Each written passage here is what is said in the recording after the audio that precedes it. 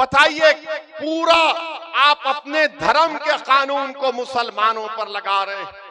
तलाक कहा, ट्रिपल तलाक खराब है।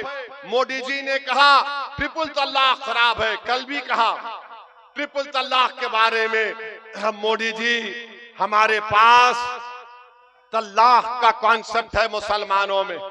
और कैसा कानून मोदी ने बनाया कि कोई अगर 3 बार तलाक बोल भी दे जो गुनाह है, तो मोदी ने कानून बनाया कि शादी नहीं टूटती। अब जब शादी नहीं टूटी तो जेल को क्यों भिजाए उसको? जब नहीं टूटती शादी तो जेल को क्यों भिजाए? अगर कोर्ट सजा देती तो 2 साल वो बदमाश जेल में रहे और हमारी बेटी 2 साल इंतजार करे कि जब जेल से निकले तो मोदी जी एक बैंड बाजा देंगे और मोदी जी बोलेंगे गाना, ये गाना कि बहाओ फूल बरसाओ मेरा महबूब 2 साल के बाद आया है। आप बताइए क्या मजाक है ये? बताइए क्या मजाक है ये? और बार बार बोलते मुसलमान 2 करता 3 करता। अरे मैं बोल रहा हूं ये सेंसस हो रहा है ना, एक कॉलम लिख दो, उसमें किसकी 2 जोरू है लिख दो, उसमें कॉलम लिखो। तुमको जानकर लोग चौकन्ना हो जाएंगे, लोग परेशान हो जाएंगे सच्चाई जब देखेंगे। नहीं, बदनाम करो मुसलमानों को, ये 2-2 करते 3-3 करते। अरे भाई साहब, एक करके मैं परेशान हूं, इसलिए सूरत को आया हूं। एक है, अब जिसके पास है रहकर भी घर में नहीं है उसको क्या बोलेंगे? दूर तक चलेगी बात, समझ गए ना? या और खुल के बोलो? तुम अक्लमंद को इशारा काफी है, उसका कानून नहीं बनाते। जो अपनी बीवी को छोड़ के भाग गया उसका कानून क्या है बताओ?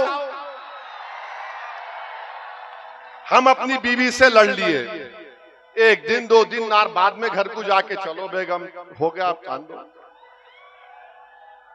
अब बाज लोग तो पैर भी पड़ लेते अपने बीवी के, हमारे दोस्ता हैं ऐसे, नहीं चलो गलती हो गई। आप वो कानून नहीं बनाते। मकसद क्या है कि यूनिफॉर्म सिविल कोड के नाम पर मुसलमानों के धर्म के कानून को खत्म कर दिया जाए। ये नहीं खत्म होता, वो रब्बे कायनात का बनाया हुआ कानून है, वो कभी खत्म नहीं होगा। हम खत्म हो जाएंगे, वो कानून जिंदा रहेगा। स्टालिन ने भी कोशिश की थी, रशिया ने, सोवियत यूनियन ने कोशिश की थी, सोवियत यूनियन टुकड़े टुकड़े हो गया।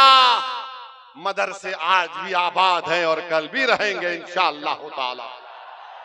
और फिर कानून बना दिए डिस्टर्ब्ड एरियाज एक्ट का। अच्छा, ये जो कांग्रेस वाले बोलते ओवैसी आके भड़काऊ भाषण देता है, अब सुनो आप, ये कांग्रेस पार्टी ने, यही कांग्रेस पार्टी ने डिस्टर्ब्ड एरियाज एक्ट बनाया था। कब बनाया था? 1986 में, जब नवनिर्माण आंदोलन चल रहा था। फिर 1991 में राम मंदिर बाबरी मस्जिद का मसला चला, कानून कंटिन्यू हुआ।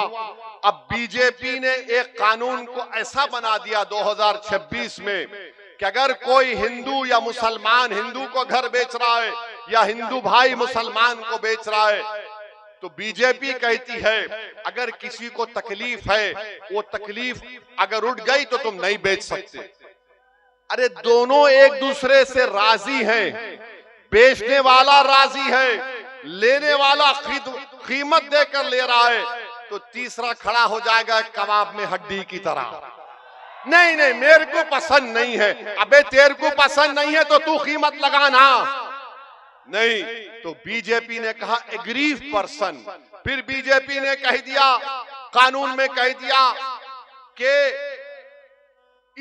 अगर ये घर बिकेगा तो दंगा हो सकता है, लाइकलीहुड है। अबे दंगा कैसा होता है बताओ? पूरे दुनिया में, भारत में बीजेपी बाजा बजाती है, गुजरात में दंगा नहीं हुआ 25 साल से। हमने मुसलमानों को बता दिया जब दंगा नहीं हुआ, तुमने मुसलमानों को बता दिया, तो फिर हिंदू मुसलमान एक दूसरे का घर क्यों नहीं बेच सकते बताओ? घर मेरा कीमत उसकी। आपको क्या पेट में दर्द हो रहा है? क्या पेट में दर्द हो रहा है? इंशाअल्लाह ताला ये कानून भी मुझे यकीन है कि अदालत इसको बताएगी कि कानून गलत है। बहरहाल मेरे अजीज दोस्तों और बुजुर्गों, 26 तारीख को वोट पड़ेगा पतंग के निशान पर इंशाअल्लाह। मुत्तहिदा एक वोट पड़ेगा तो हाथ उठाकर बताइए, वादा करिए कि 26 तारीख को पतंग को वोट लगेगा। अपने सेल फोन की लाइट खोल दीजिए ताकि पूरे गुजरात और सूरत को मालूम हो जाए कि 26 तारीख को पतंग पर बटन दबेगा इंशाअल्लाह ताला। पूरे जहां जहां खड़े हैं अपनी लाइट को खोल दो और बता दो हमारा इत्तेहाद एक है। लगाओ मेरे साथ नारा, नारे तकबीर। हमारा इत्तेहाद, हमारा इत्तेहाद, हमारा इत्तेहाद। मजलिस-ए इत्तेहादुल मुस्लिमीन, मजलिस-ए इत्तेहादुल मुस्लिमीन। अस्सलाम वालेकुम व रहमतुल्लाहि व बरकातुहू। अच्छा, वो पतंग के साथ 26 तारीख को डाल के